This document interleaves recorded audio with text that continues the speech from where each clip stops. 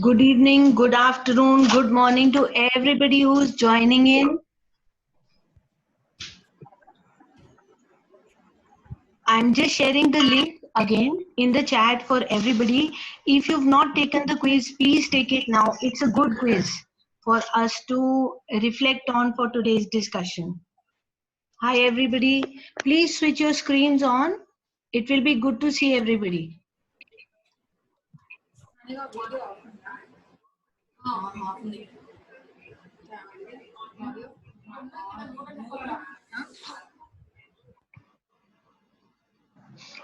this is a small survey that I've tried to conduct using a new tool.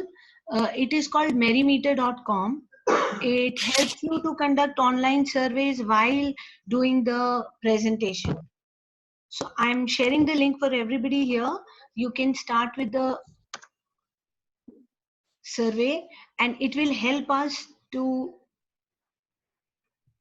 reflect better.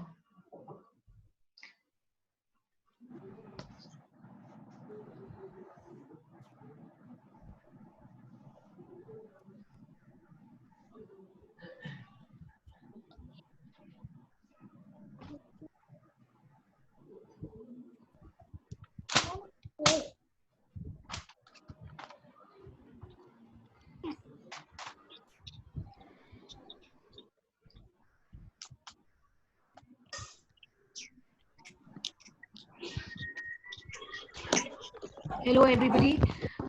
Please try to quickly finish the survey. It will help.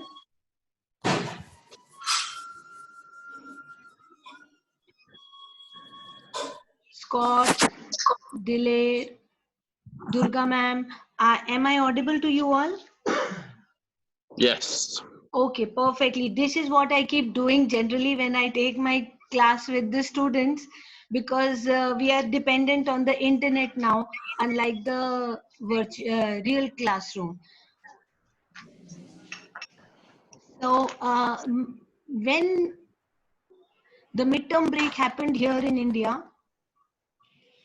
we were a very lively school with lots of students in the classroom.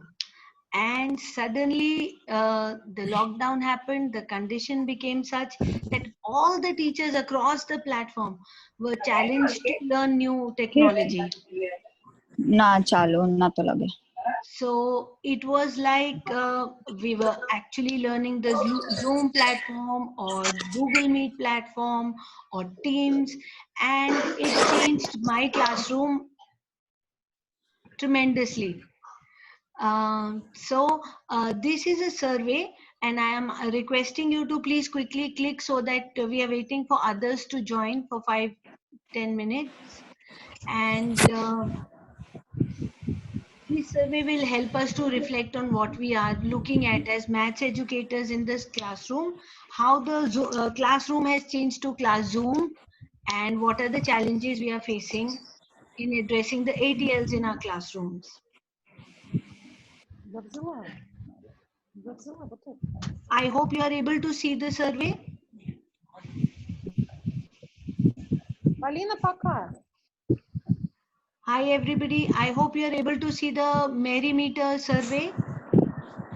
I see some of you are already clicking on the survey. Yes, please. There are just 3 questions.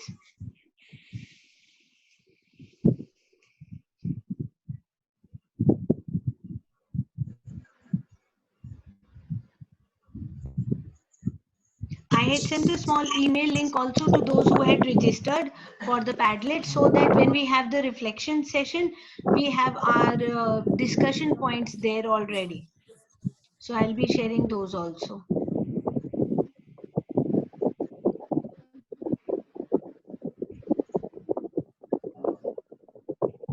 Yes, Chitra ma'am, can you hear me?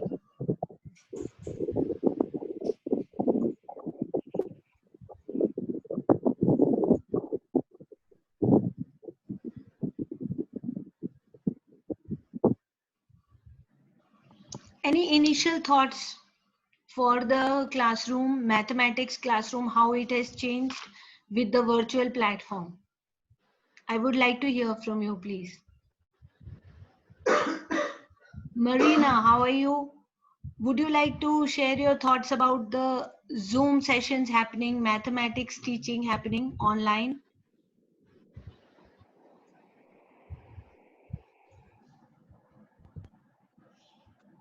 The instant follow-up of what you're writing. If you ask me, I just joined to listen to some ideas because I'm very new to MIP and we are going to have our accreditation visit next year. So Okay, I'm here wonderful. for ideas. Wonderful. Okay, so what kind of ideas are you wanting us to share? How to implement the ATLs in the maths classroom? Or yes, please, somebody else wanted to speak? Yeah, hello. Hi. When I started teaching online in this lockdown time, Yes. what I faced is sometimes the internet issue from the students' end, and that is why I'm not able to see their faces, because most of the time we can look at their faces and make out whether they have understood it or not. Absolutely, So absolutely. here what happens is we are going from our pace, everything, but I am still not very confident that everyone has understood this particular concept or not. Yes. And we find ourselves asking more questions. Have you understood? Do you hear me? Can you see the screen? Right, These kind of right, questions are, yes, absolutely. right, I right. agree with you. Yes. Hi, Iona. How are you? Okay, Iona, is there any other challenge you're facing while conducting the maths classes online?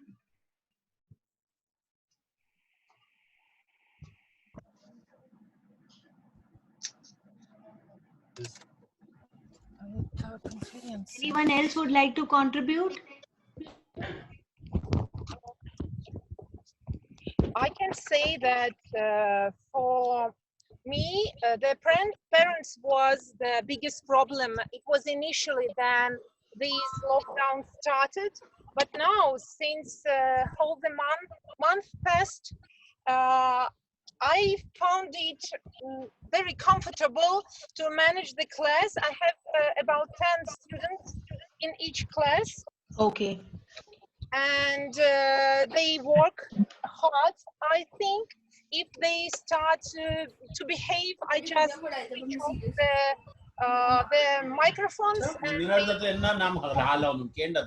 True, true, true. So, which platform are you using? Zoom only, or have you moved on to Teams?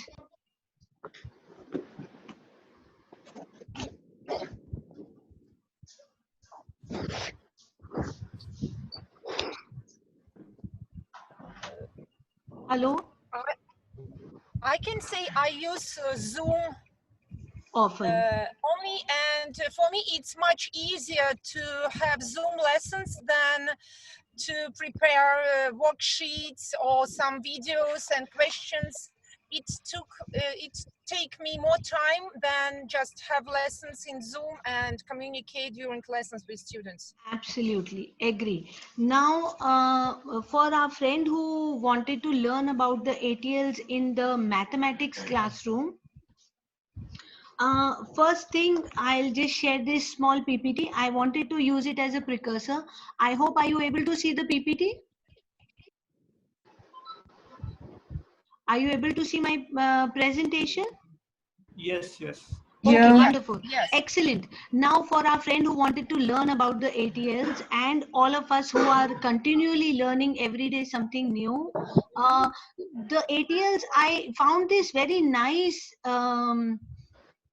mapping of ATLs to teaching and learning approaches to learning on the MYP PRC only, on the DPPRC only, where it says, see, when I look at this, the first initiation is to every action there is a response from the student. If we introduce inquiry, then the research skills are being mapped. If we are having conceptual understanding lesson with the students, maybe we are taking an abstract lesson in maths, then we are enhancing thinking. Here we can do possible connects with algebra. When we are introducing local and global context, we are encouraging students to verbalize, communicate, even present and make some things and comment upon those things, have a point of view. When we are having teamwork and collaboration in the class, we are enhancing the social skills. Again, when there is differentiation which we apply in our classroom, that can be not only just differentiation in instruction, it can be differentiation also in assessment and submission of work. Then we are again enhancing the thinking skill. So I liked this. Any thoughts about this first slide? Any one of you would like to share?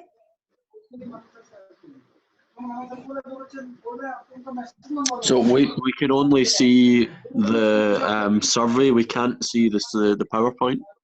You can't? Oh, that's my bad. I'll try to reshare it. That's, thank you for telling me. I'll just share screen.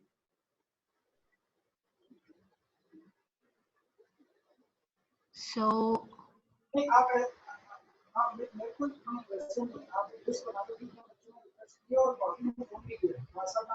just see, are you able to see this mapping of the ATLs to the teaching here now?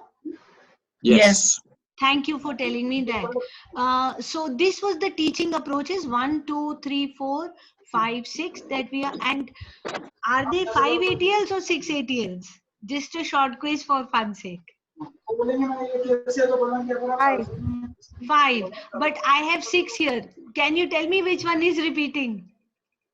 Thinking skills. Yes, absolutely. Thank you so much. So obviously we with the mathematical connotation to our subject content, thinking and that too critical thinking takes a center stage for us. So when we are doing algebraic operations, when we are introducing statistics, when we are introducing trigonometry, thinking skills and critical thinking at that too takes the center stage. I love this from the guide. I just could not help myself. I brought this is on page 20, the new guide I am talking about. So it puts the ATLs and our program in perspective for everybody. So a skill is the learned capacity to carry out predetermined results, or the ability to choose and perform the right technique at the right time, effectively and efficiently.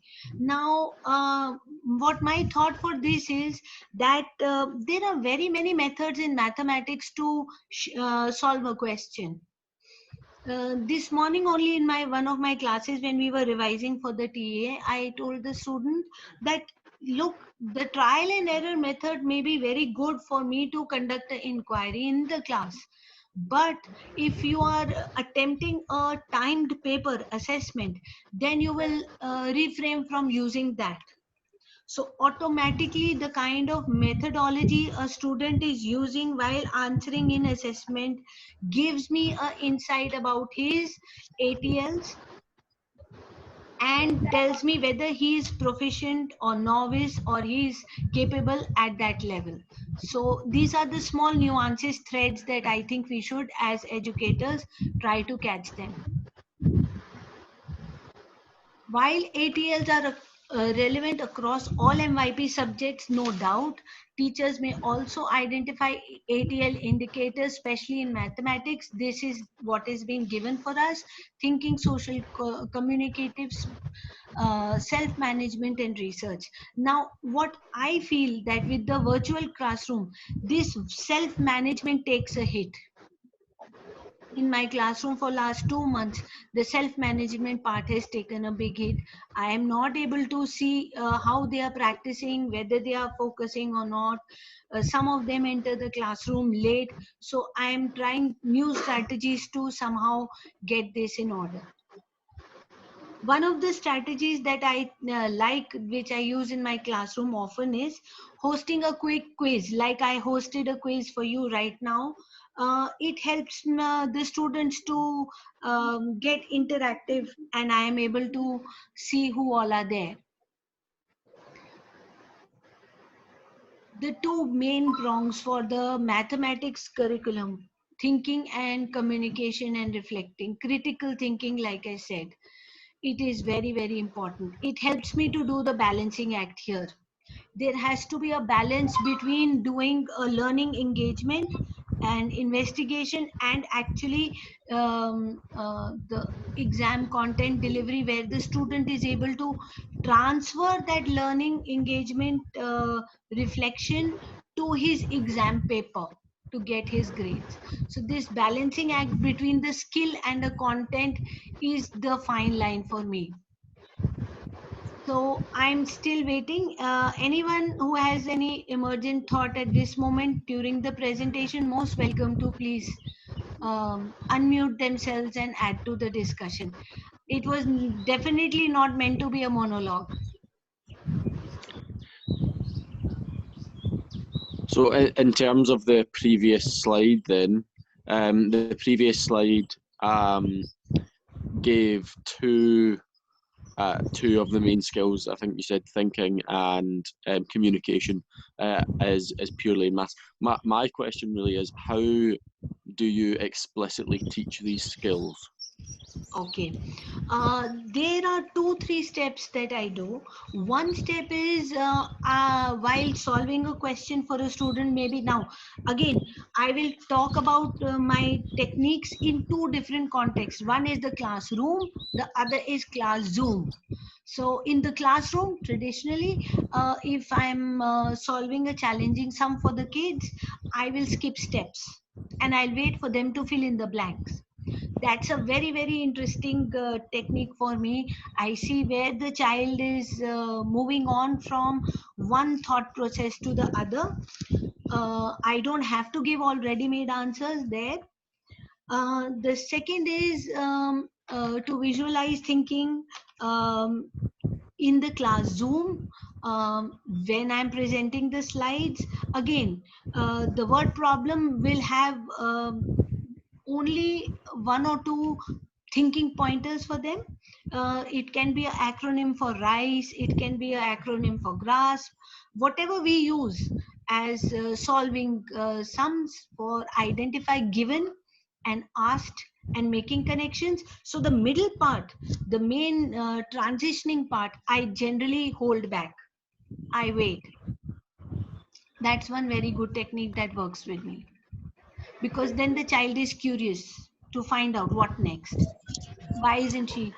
Sometimes it's good. What about you? And well, certainly for me, in terms of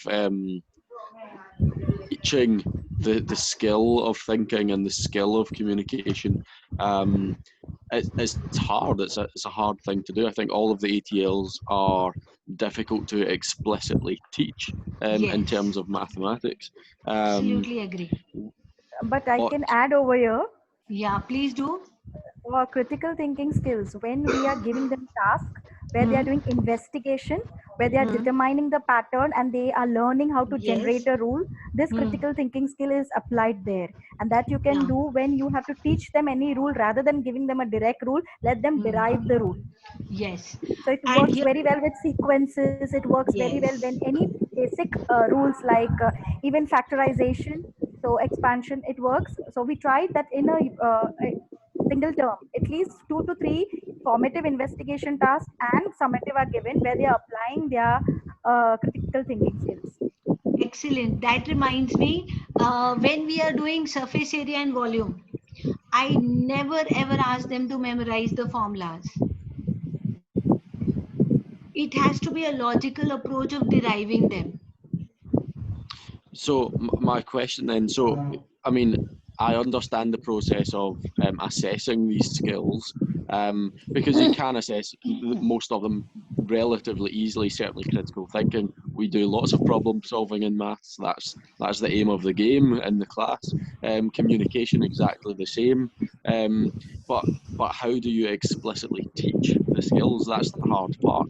Uh, Because certainly in my classes, I have a lot of students that really struggle to think about a question, to think about how to deal with questions. I have students that really struggle with the communicating logical, reasoned steps, and instead they're very sort of erratic in how they present information. So how do you explicitly teach that skill? Uh, if you are doing it alone as a maths teacher, it's a uphill task. Yeah. Here, I actually collaborate and teamwork with my science teachers, my INS teachers, because if we are working together across the platform, it becomes easy for the child to make connections. That's step number one. As a maths teacher in the classroom, when you are trying to do this, it is a very, very uphill task to break the mold, because this mold comes packaged with a feeling. It can be fear of maths, it can be low self-esteem of the kid who says, oh, I can't do it, even though if he can try, you and I may know that he can get the answer. Okay, so it comes packaged in lot of layers, and when you are doing critical thinking and analysis part in the MYP classroom, your term breaks are a uh, good break icebreaker there, where you can plan small tasks for students. Now it's been 5 years in the MYP for me, and those students whom I had taken in grade 6 MYP year 1 are now in MYP year 5. So I was able to map those small activities, learning engagements over a 5-year plan. That way I was lucky for them. So I knew, okay, if it is a geometry topic, if they have to say, for example, visualize and generalize the geometry concept of a three-sided figure to a four-sided figure to a pentagon and hexagon, then in year 1 I would do that, and year 2 I would move on to another learning engagement which involves volume, and then going into prisms.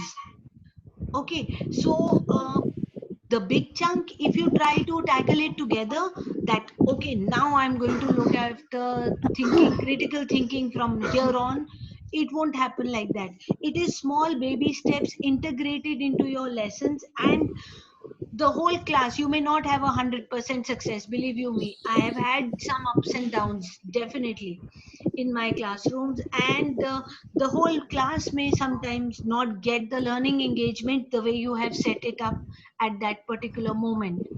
So even that is a learning, because then I know how my learners are thinking in a different manner from me, and using those small opportunities as building blocks to move on to creating a bigger learning platform. So the aha moment would be when, again, like I said, I may not give the answer, I would wait, okay, come on, think you can do it, and come back tomorrow and we'll sit with this problem and solution and we'll work on it. And they come back and sometimes they say, ah, ma'am, I got it now, I know how this was working wrongly, I took the wrong angle, I looked at the wrong side, and from there on we pick up. But for the I children, think yeah, please carry on. Yes. I think questions, meaningful questions are an important bridge to help The way students we think word in the it. right. Yeah, Excellent like if you point. have geometry activity moving from point A to a point B, from this concept to that concept, you really need to have good strategic questioning skills and help Agree. and encourage students to ask questions. I think that is a greater, I find greater success in that by using. Absolutely. Yeah. I agree with you completely. Sometimes even the, yes, like our friend said, the reverse strategy of putting the child in the center of the classroom and asking him to prepare a short lesson. So the way I would address it, and grasp is a very good technique given to us. So you are a designer, plan something and bring and show to the class. So then when they are in the planning a smart city, some of the engagements given in our maths guide, the new one, are very good, and I am taking one or two of those from my maths guide for this summer task for the children, because during this lockdown period we have to keep them intellectually engaged. I hope I've answered your Uh, question partially. can I share? Can I share something? Yeah, please do, ma'am. This is a Okay. open forum for this, and if this today's session is interactive and fruitful, then we will carry on these sessions every first Friday of the month to build on it. Okay. Yeah, that's great. What I have found, I think I'm answering Scott, if I'm not Okay. wrong, right? Yeah. Yes. Okay. His question was So what being in I the have classroom. found, yeah, what I have found very successful in getting them think is, in case they have forgotten to ask why. Sometimes we've seen students just perceive everything. They accept whatever we say. They don't question us back. So developing more and more habit of questioning, like why. I'll take an example from my 2 days back class only. We were discussing about Pythagoras theorem, and I just asked them why hypotenuse is the longest side. So they were just thinking like why the side opposite to 90-degree will be the longest side. So it's a very small thing, and they would just say that, yeah, that looks like to be the longest, but why? What is happening there? So the more I have made them think about why, I'm seeing they're becoming that they've started questioning. Okay, miss, why is that happening? Why is that happening? So imbibing that habit of a reasoning, which they generally forget to do, is what I have felt is very helpful in making them a critical thinker. So I'm most every single curious, point. ma'am. May I I'm request most curious to know what kind of Ma'am, answers did can you we get in your request? class? Ma'am, Yeah, so can we they, request? Sorry, I'm interrupting. Can we request everyone to put their mics on mute because we can hear the background sound? Okay. Yes, please help here. Put your mics on hold. When you are speaking, you can unmute yourself. It's really. Yes, I'm very curious to know what kind of answers you got when you said why.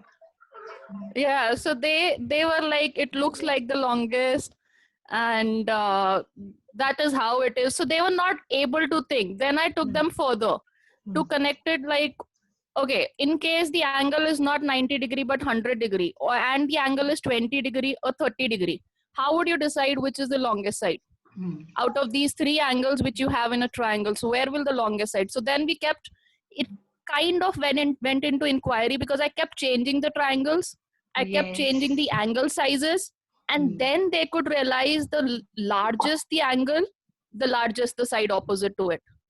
And then we went back to right angle triangle, and then we saw that, okay, 90 degrees the largest, the remaining two angles always are the smaller.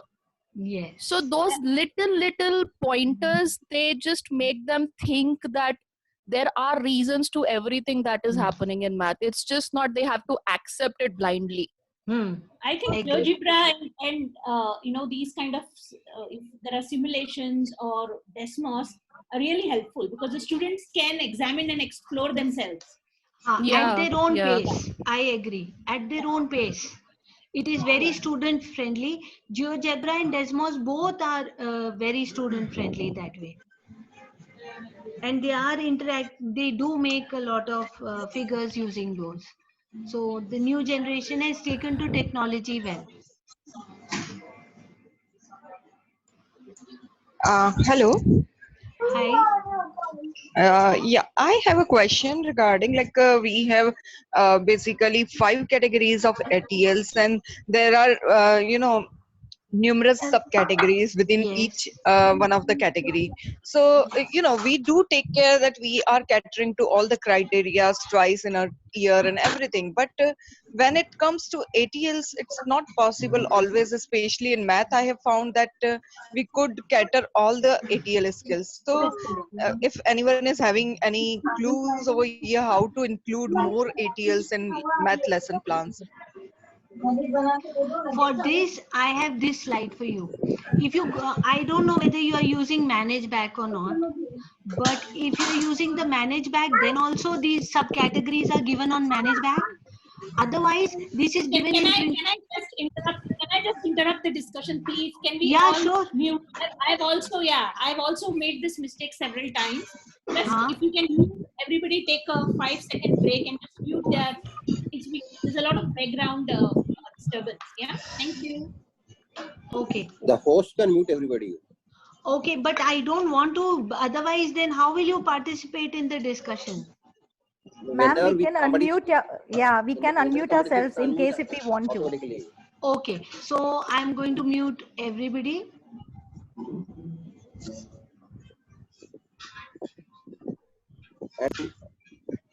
And coming back to the question, I don't think you have to test all the ATL skills in the same unit. I think Yeah. as per the guidelines, we can take only 2 ATLs per Yes. unit. So I just had this slide. If you can see, this is from Principles into Practice, a very old document that we had. And some of them I have highlighted in different color codes, if you see. Because as I went along maturing and learning about the ATLs myself, I learned that yes, every topic, everywhere, everything doesn't fit. Even those 5 major ATLs which they have a 10 broad categories. So those which are relevant to mathematical connotation are highlighted in red and maroon to the degree the number of times I have used in my classroom. Blue is moderate for me, and the yellow is once in a while I have been able to address. So this gives me a red light traffic signal kind of a summary of the kind of ATLs I'm using. I am just trying to mute everybody. Please continue your discussion. Uh, okay, this gives a good idea.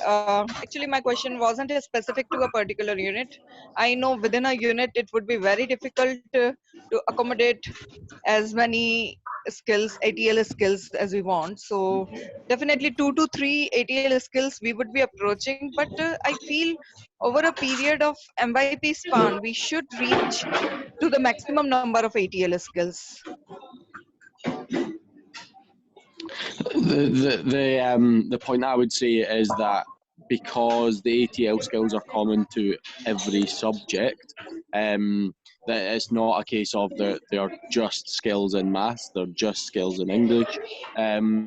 Because the ATL skills are across the board, we do not have to cover every single one in maths.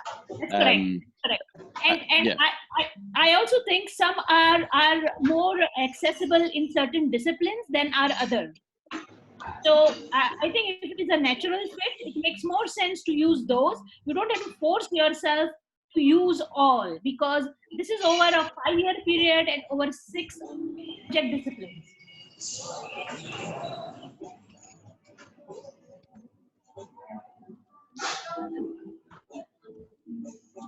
So my question on that then is, when you're planning units, you obviously think about the ATL skill that you're going to focus on within that unit, or the couple of skills that you're going to focus on within that unit. As you're planning each lesson or as you're planning each activity, do you break it down and show within the unit plans explicitly how you're teaching the skill during that unit? Yeah. If I don't think it's possible to mention them. Of course, you have your own plan, but you can have a brief discussion of that. So we use manage back at our school. Most schools do use manage back, and in manage back there is I think there is a place where you can explicitly mention the kind of activity that you have done and explain how how you have taught the skill. So I think if you document it, you've got a reference go back to, and maybe next time use a different activity and see your progression as well.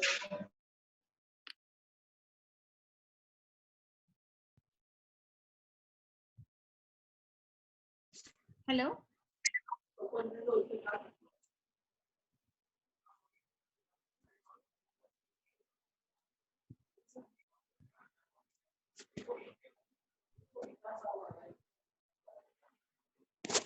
So to answer Scott's question, I don't know. I think I was on mute earlier. There is a there is on Manage Back. There is an area where you can list your learning activity and how you have approached it, and reflections on that.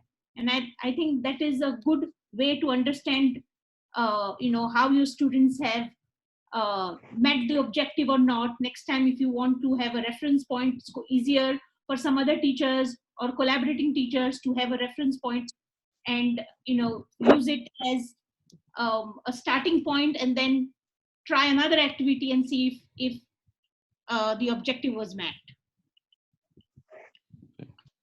Thanks.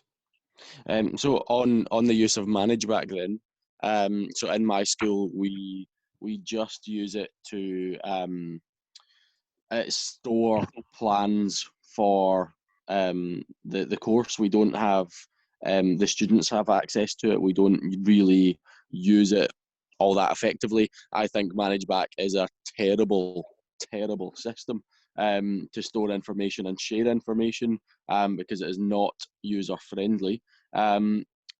Does everyone use Manage Back in terms of planning and unit plans and access to resources for students? Yeah, so if I can answer that part, yeah, especially if you have had MYP authorization recently. We've had one last year. So detailed documentation is a requirement, and teachers are expected to, at our school, document all parts of the planning, whether it be ATLs or whether it be lesson planning, learning activities, assessments, reflections, learner profile. And I think it can be used effectively. It is also a good collaboration tool.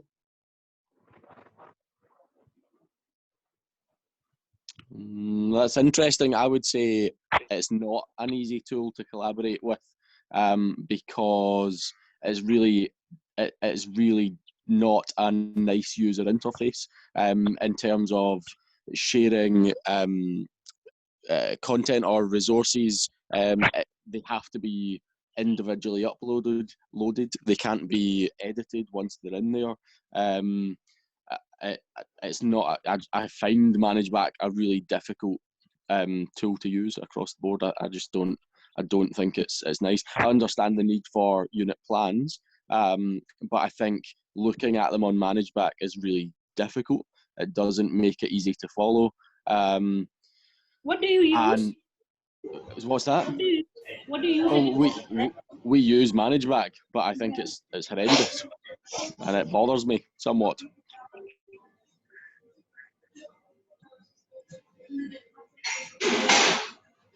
Oh, again.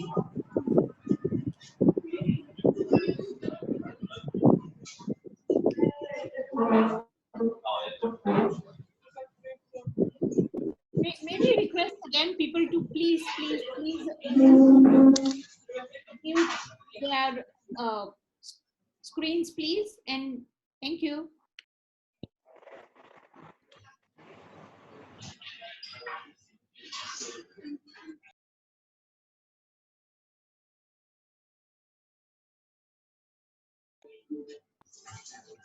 Joy, you have muted yourself.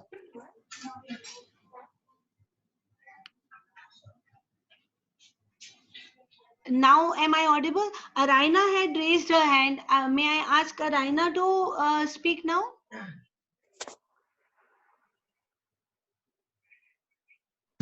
Hello, yes. Araina, Ariana yes. Please. Yes. Okay, thank you. Thank you so much for all this and the opportunity to share and exchange the ideas. I wanted to ask whether just a simple reflection on Manage Back or the use of the ATL skills is enough to have as an evidence of that ATL scale used. Would anyone like to add to this discussion? Then I will put my point through. I would Okay. I would suggest no as the answer. I would suggest that although you're reflecting on having done something, it should be part of the course plan. So if you're planning a unit, it should be I am planning to teach or focus on communication.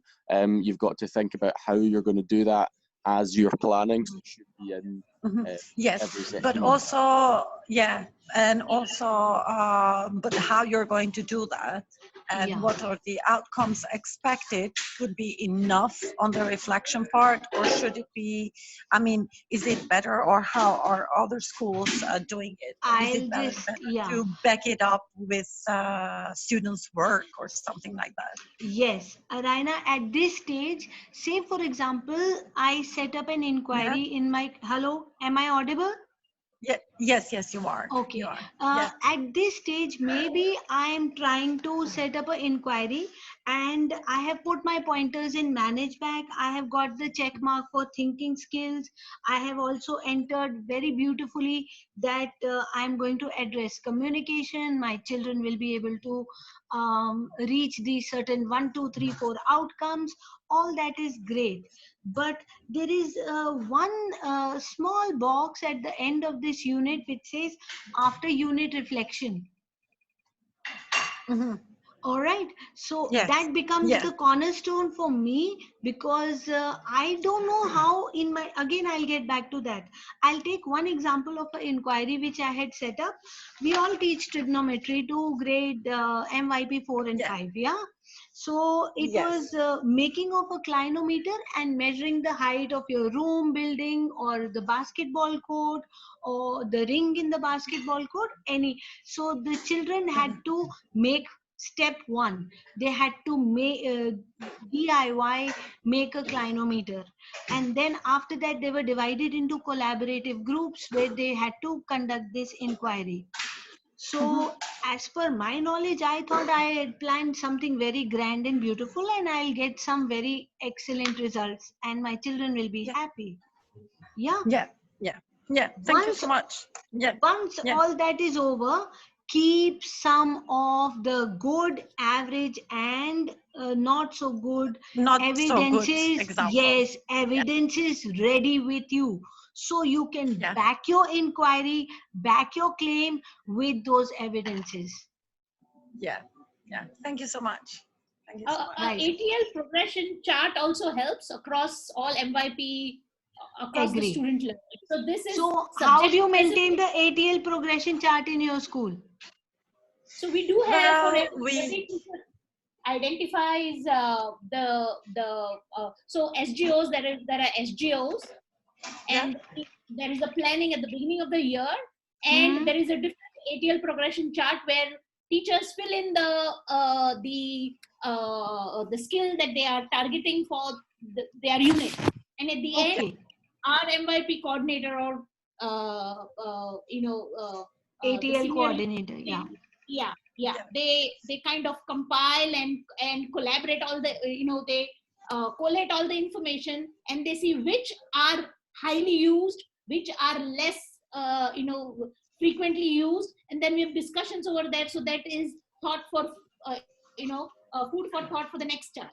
Absolutely. Araya, you can go ahead. Yeah, we are just starting with the ATL skills because before they haven't been used or probably evidenced. So we're going to start fresh, I think, September in the use of the ATL skills. So I'll just give you a keeping small track of the screenshot. progression would be very good. Wonderful. Thank you so much. Araya, I'll just give you a small screenshot how we maintain in our school. I had just copied it from my just let me know if it's reflecting on your screen once, okay?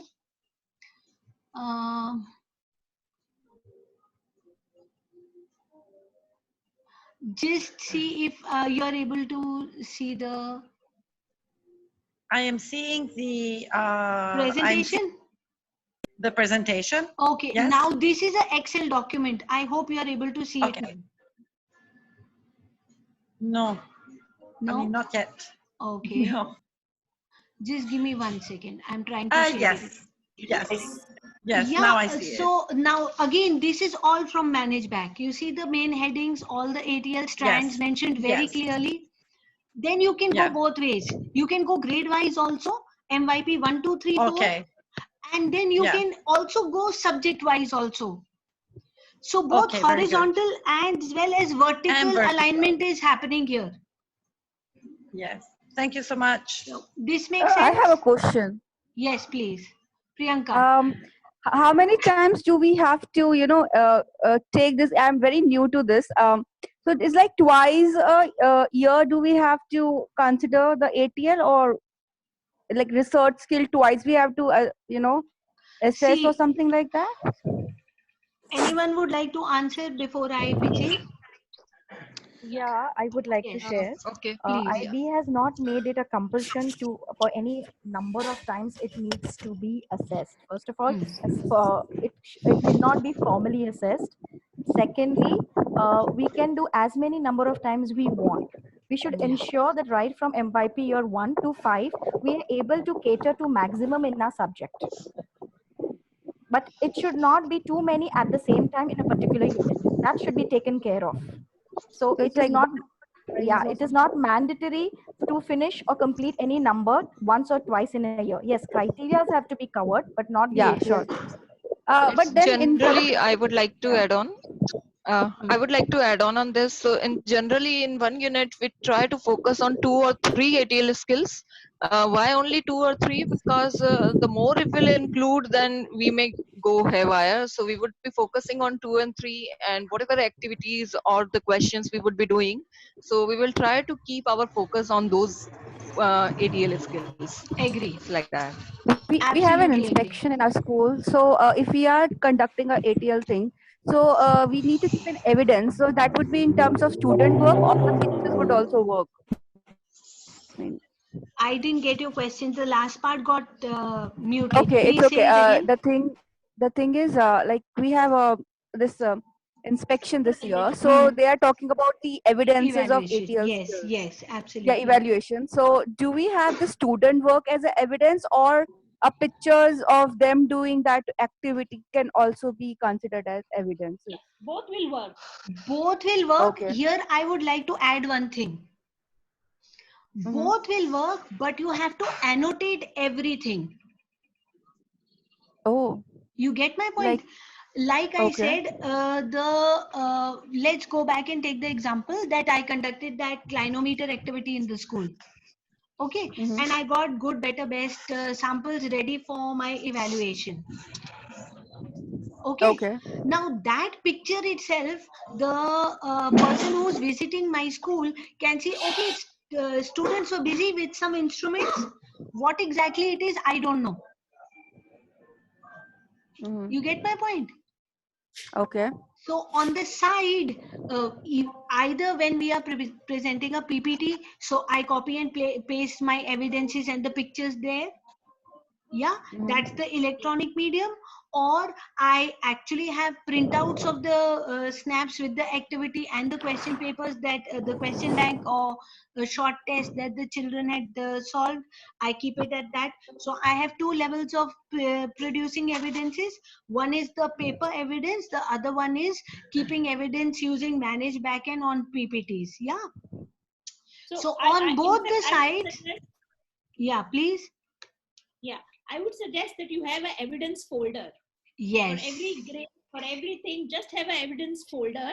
And for every unit that you do, you conduct, you have your assessment samples, you have your formative assessment, a copy of that, and a student sample which has across the spectrum. Students who are struggling to students who really can do it well. And for ATLs and for other, even for the IB learner profile, whatever you are trying to target for that particular unit, have it as an evidence, scan student work and put it in the folder. Okay. and write a short note, annotate it, what it was, what the learning outcome was, what you also learned as a teacher on the side. Keep a post-it Okay. note ready there. Okay, So great. that when you And are if I cross can, questioned on a activity yeah. maybe you've done 6 months back, you still have Okay. some kind of note there telling you, okay, it was this and I did this, and this is how the activity panned out. Okay. Can I ask one question which is not related to ATL but Yeah, MYT please. related? Yes, Um, please. see, I have worked in two schools who are like, and one in Mumbai and one, this current one in Pune.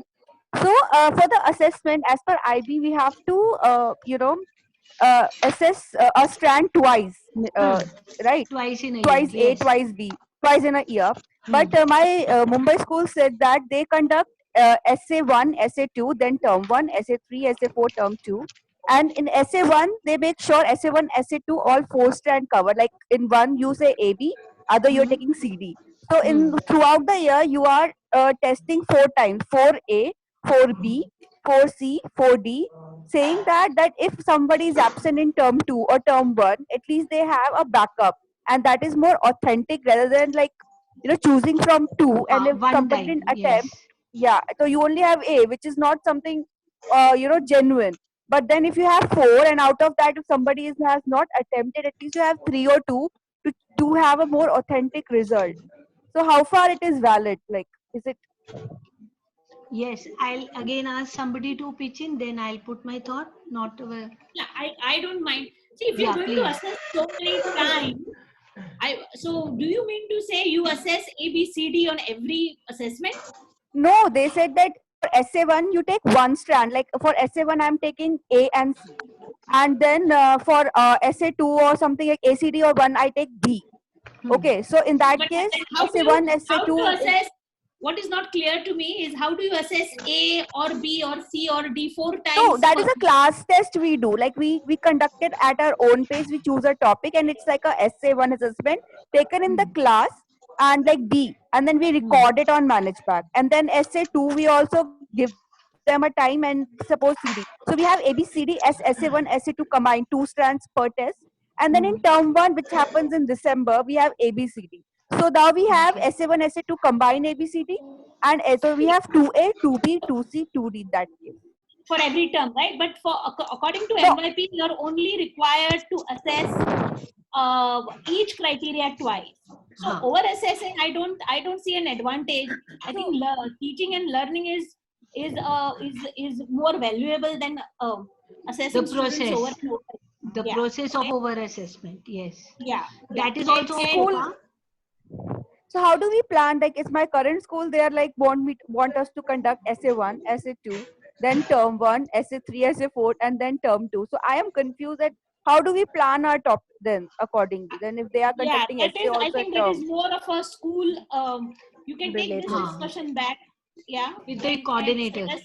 Yes. Yeah, yeah. It is a Okay. Because coordinator issue. it's I think. every The school has its own particular fiber and ethos to follow, because that is in line with how they will communicate with the parents also. Because see, the parents have to be on board with the SA1, SA2, TA1, TA2, all that, isn't it?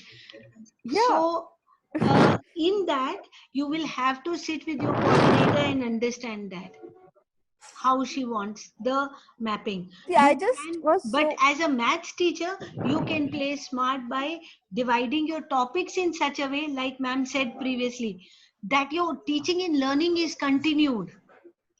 Don't stop the okay. teaching and learning just for assessment purpose. Okay. You get my point? Fine. The continue, Yeah, yeah. the learning should be there. Work in such a way that both the requirements, the school requirement and your IB requirement, both are mapped. Yeah, that's what the challenge is, because I Yeah, mean this time I myself is so confused I comparing the agree. two schools. Yeah, so Next month when we meet, I will be wanting to yeah. hear how you found the solution to this.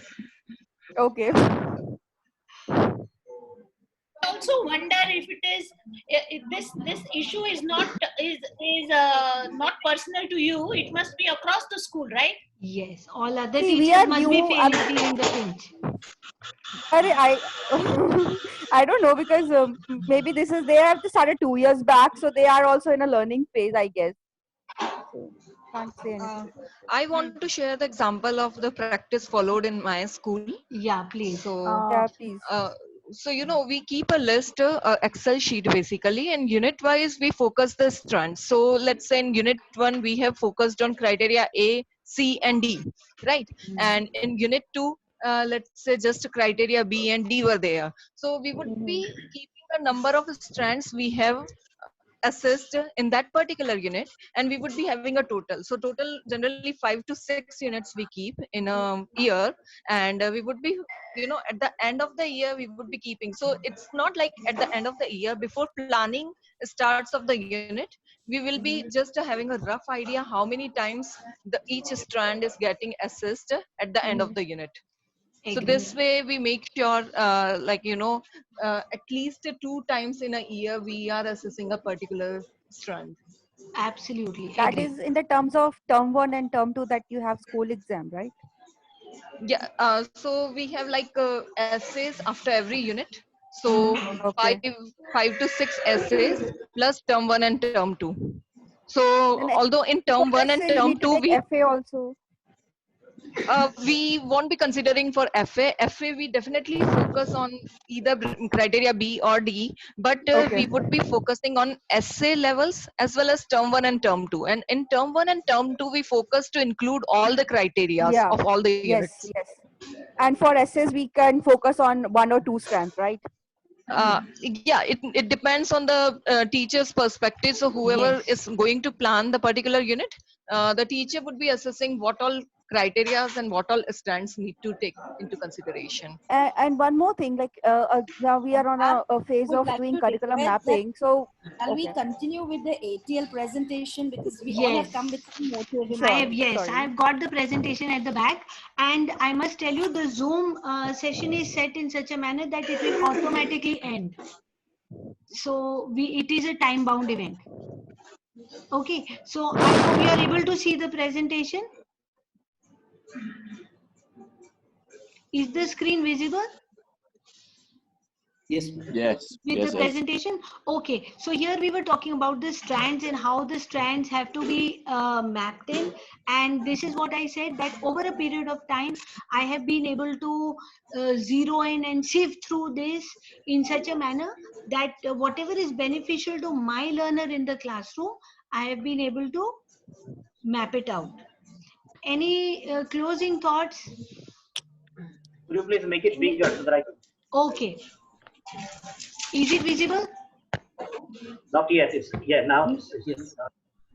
yeah. This It's okay now. document is available on PRC.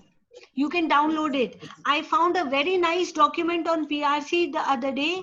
It talks about how we are computer integrating ICT and virtual classroom in the teaching and learning process. And I was amazed to see that even before the lockdown, they had the vision of putting such a document on the PRC. Program Resource Center. Yes, Yeah. yes, Program Resource Center. I will share the link with you after the session today. I have your email addresses. The recording of this session will also be there, and I will share the presentation also with you for further reference. Could you share these documents in our email so that if we actually? Sure. I will, if the documents are too heavy, you will get a link of it. So just to ask you, like in remote learning, how do we assess the ATL skills? I mean, in a classroom, it's one different Like I environment. said in the beginning, like I said, I have started incorporating a lot of quizzes in my class. Zoom session, so that when I see those quizzes, even the silent child, the quiet one, may not answer in the class, the shy child, but he's participating in the quiz, so I know that learning and thinking is happening to a certain level. That's stage number one. But students, sorry to interrupt, but student has to lot of in mathematics they have to show a lot of working, right? It's not just in the quiz, it's yes or no, No, MCQ. no, It's no, like no, no, no. It's not a yes or no kind of a thing. These are particularly designed quiz for students to solve and annotate and give the answer to. And how do they send the work to you? Like, do they Okay, scan it? now here I will ask you, are you using Zoom or Teams or Google Meet? Google Meet.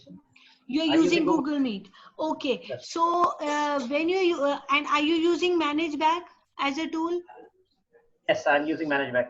So Yes. ManageBack has an option of creating tasks.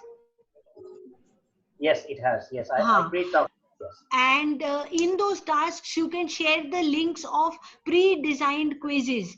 There are 2-3 very nice websites. I had had a Zoom session 2 weeks back in which they had mentioned all the tools that the assessment tools my fellow educators were using, and I'm naming some here now, but I will share the link with the email after the session to you. One tool Alright. is GeoGebra. The other tool is Desmos. The Yes, I use third this. tool is Quizzes, which is quizzes.com. Now, these are all free tools for teachers. Okay. Okay. I mean, we come across exam.net. Have you heard of exam.net? Yes. Exam. I find exam.net is more content driven. Okay. Okay, whereas I want an assessment of the student, I want a class report also per topic that how my student has done. All right. True? Okay. Anyone else who would like to speak now? I have a question that Yes, please. ATL, like we are saying that we cannot assess the ATLs, but how No, can we check their ATLs? Yeah. See, little bit I have been able to figure out that we can still do the collaboration, give a task. Like I said, this summer break, it will be a small investigation given to my students during the lockdown period. When they make the presentations, when they send them, whether they make it on a PowerPoint, whether they use Google, whether they use mindmap.com, whatever tool they use, I will be able to know that in the investigation how much the child has been able to deliver. So the 3 stages of the progression, novice, emerging and capable, I will be able to decide with the help of a rubric. Yes or no? In fact, there are 4, right? There are 4 actually. There are 4 levels. Yeah. When the student, and I think this is a good tool to assess our teaching and students learning, because if the students can share and teach someone else, they are proficient. Yes. And if they, on the other hand, if they really need teacher support, then they are a novice or a beginner. No? Agree. Yeah. So, Agree. yeah. What you said, Miss, is really correct, that you assess the ATL skills through their work. You do not have a separate assessment for the ATL skills. You do not assess the ATL skills, but you can see the students' improvement through the use of their ATL skills on the summative.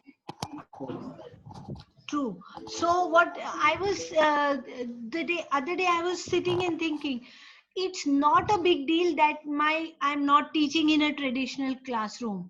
It's not a big deal that I can't see my students, but I can see their work and their learning through various assessment tools. Okay. That continuity, and it is up to you and me only in the virtual classroom how we maintain that continuity. Yes, their late entering to our virtual classroom can be an issue, but we have to think smarter and try to get them on our side. Okay.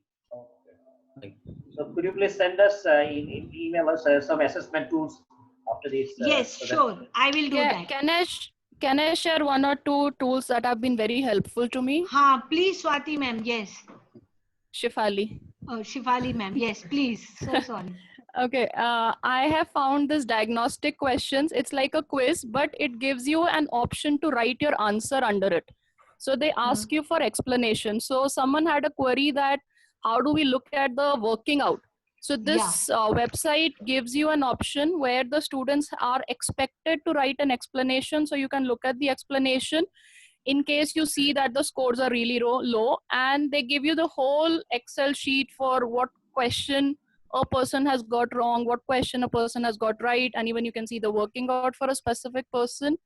So that is one thing which has been quite helpful in this time. Second is, for me, I create a folder for daily lesson plan and whatever tasks we have done. So they're supposed to take notes watching video by themselves. They're supposed to take the screenshot of their notes and then put it on a document. In that same document, they'll solve like questions, put the screenshot of those. And you The have access screenshot to of that every folder? single thing. And you have those I access have. for all the folders to check their work? I have.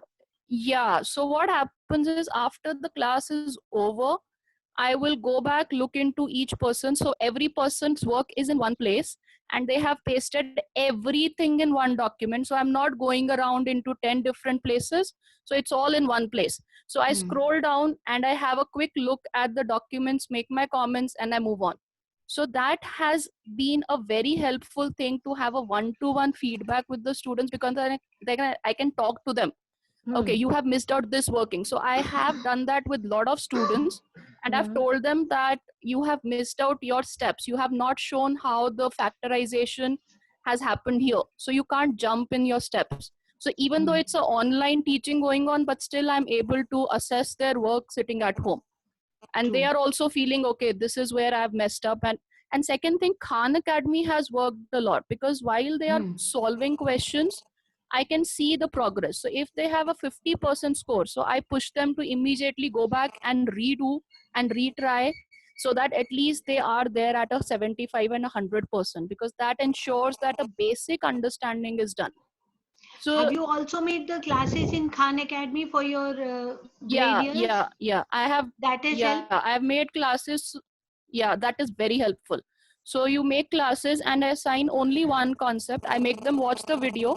I ask them to take notes and then practice the question. So every concept goes in that way. So one video, take notes, practice questions, and then we keep having discussions on the chat and call.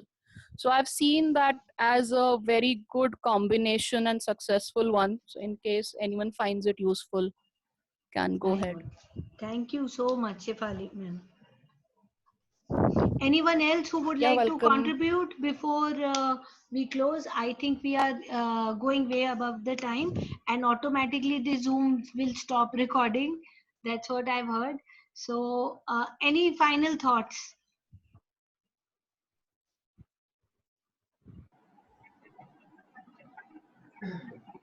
Okay, so like I said, if the response is great this time, so every first Friday of the month, we as educators, those of us who have time, can spare half an hour or 1 hour for discussion.